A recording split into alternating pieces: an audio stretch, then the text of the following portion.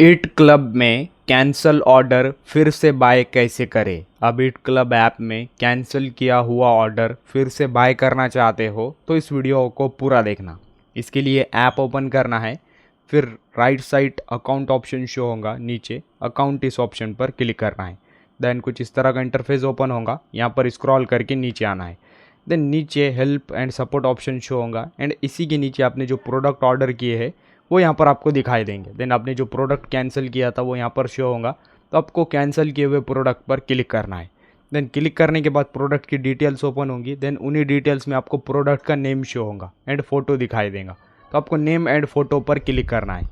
Then जैसे आप name and photo पर क्लिक करोगे फिर कुछ इस तरह का इंटरफेस दिखाई देगा, आपको प्रोडक्ट शो होगा। देन नीचे नेम एंड प्राइस दिखाई देगा। देन यहाँ पर ऐड ऑप्शन पर क्लिक करना है। देन ऐड ऑप्शन पर क्लिक करने के बाद नीचे ऐड आइटम्स फिर से शो होगा, उस पर क्लिक करना है। देन फिर नीचे वन आइटम एडिट पर क्लिक कर आप इजीली इस प्रोडक्ट को फिर से ऑर्डर कर सकते हैं, बाय कर सकते हैं। तो अब इस तरह से कैंसिल किया हुआ प्रोडक्ट ऑर्डर करोगे। वीडियो इन्फॉर्मेटिव लगा तो लाइक करना।